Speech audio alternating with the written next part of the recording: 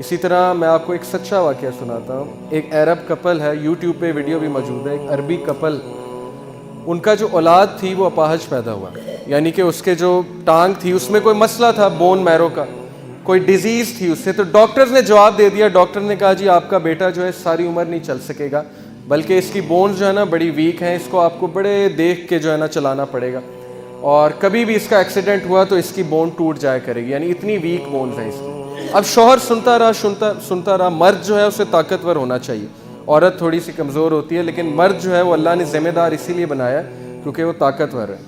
عورت بھی کچھ بہت طاقتور ہوتی ہیں, بے شک ہوتی ہیں, لیکن مرد جو ہے وہ دیکھا جائے کمپیریٹیولی تو مشکلات کو زیادہ فیس کر سکتا ہے.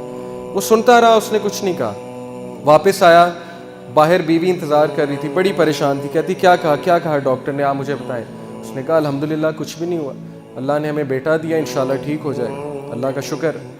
وہ کہتا ہے میرے یہ الفاظ شاید اللہ کو اتنے پسند آئے, میں اس وقت شکایت بھی کر سکتا تھا. 2 سال بعد وہ بچہ چلنے پھرنے لگا. بالکل سچا واقعہ. 2 سال بعد ایسے جیسے اس کو بیماری تھی ہی نہیں, اور میڈیکل سائنس حیران کہ یہ کیا ہوا ہے. صرف کس لیے اچھے الفاظ, اللہ کے سامنے جو ہے اس نے اللہ کو اچھا گمان کیا اللہ کے بارے میں. 2 بہنیں لڑیں آپس میں, یاسر قاضی یہ واقعہ سناتے ہیں, 2 بہنیں لڑیں آپس میں اور بات نہیں کر رہی تھی. ہفتہ 2 ہفتے سال گزر گئے, عید پہ بھی بات نہیں, چھوٹی سی بات پہ لڑائی ہو گئی, بس ختم. بچے بھی نہیں مل رہے آپس میں, خالہ کے پاس نہیں جا رہے, کیوں نہیں میری والدہ کی لڑائی ہوئی ہے میں نے نہیں جانا. ان میں سے ایک جو ہے اس کو اللہ نے ہدایت دی, وہ آئی شیخ کے پاس, کہتی کہ میری لڑائی چل رہی ہے بڑے عرصے سے, میں کیا کروں. انہوں نے کہا آپ ایسا کریں, آپ اس کے بارے میں اچھا سوچنا شروع کر دیں, اچھے الفاظ ادا کرنا شروع کر دیں. جب سے آپ آئی ہیں آپ نے ان کی برائیاں ہی کی ہیں میرے سامنے, آپ ایسا کریں, آپ یہ کہیں کہ وہ بہت اچھی ہے, اور بس اس کو شیطان نے گمراہ کر دیا.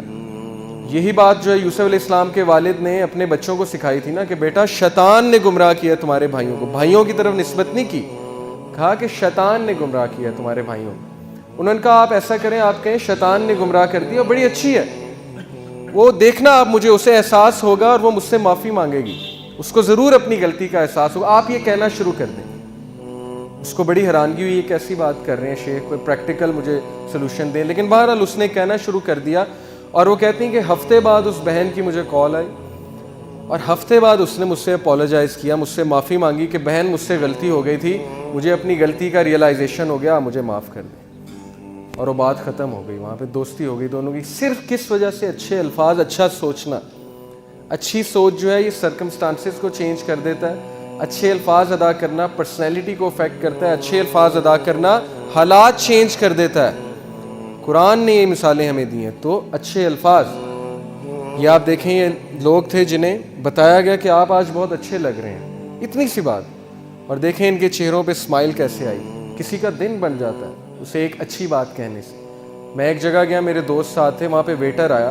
اب عموماً یہ ہوتا ہے ویٹر آتا ہے, ہم اسے کہتے ہیں ہاں بھائی کیا ہے کھانے کو, اچھا یہ لے آؤ, بس بات ختم. میں غور کر رہا, میرے دوست نے اسے بلایا, کہتے السلام علیکم بھائی, کیا حال ہے آپ کا, ٹھیک ہے, بال بچے ٹھیک ہیں ماشاءاللہ, زندگی صحیح جا رہی ہے, ہاں جی صحیح جا رہی ہے, چلیں الحمدللہ, اچھا بتائیں کھانے میں کیا. میں نوٹ کر رہا تھا کہ وہ ویٹر کے چہرے پہ مسکراہٹ آ رہی تھی, اور اس کا دن بن رہا تھا. صبح سے وہ بیچارہ تھکا ہوگا, لیکن اس بھائی کی چھوٹی سی بات کی وجہ سے اس کی ساری تھکاوٹ جو ہے ختم ہو گئی. یہ اصل میں مسلمان جو ہے نا وہ اس درخت کی مانند ہے جو جہاں جاتا ہے وہاں پہ جا کے پازیٹیوٹی کا بوٹا لگاتا ہے, بیج بوتا ہے, لوگوں کی زندگیوں میں خوشیاں لاتا ہے.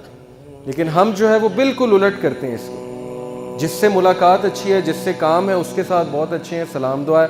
جس سے کام ہی کوئی نہیں, اس سے کوئی سلام دعا نہیں ہے, اس کو نہ اچھی بات کرنی ہے نہ اس کو پوچھنا ہے.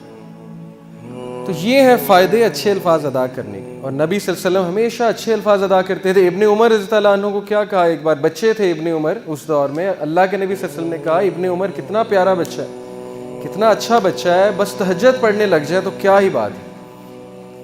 ابن عمر کہتے ہیں وہ دن اور آج کا دن میں نے تہجد نہیں چھوڑی. اب یہ بات اللہ کے نبی یوں بھی سمجھا سکتے تھے, اوے ابن عمر تہجد کیوں نہیں پڑھتے تم, تہجد پڑھا کرو تم, اس طرح بھی کہہ سکتے تھے.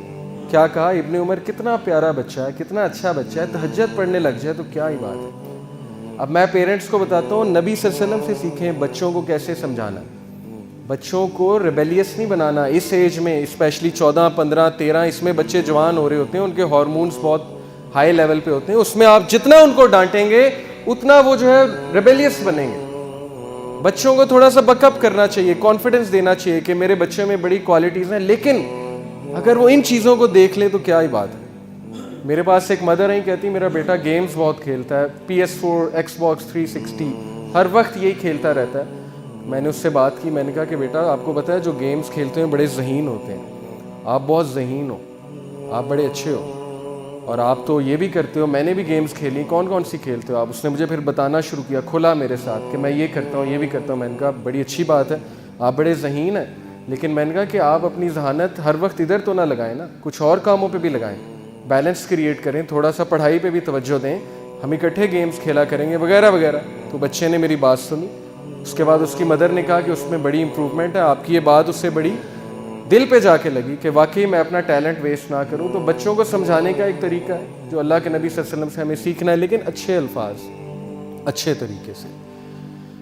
یہ دیکھیے آپ کہ یہ ایک ہوم لیس بندہ ہے امریکہ میں, اور بیچارہ ایک مشکل میں تھا, تو کسی نے اس کو لا کے جوتے دیے اور بڑا خوش ہوا, بہت خوش ہوا. اس کے چہرے پہ خوشی کے آنسو آپ دیکھیے کہ اللہ کی مخلوق کی اس بندے نے مدد کی اور وہ کتنا خوش ہوا ہے. تو اللہ اس بندے سے کتنا خوش ہوا ہوگا.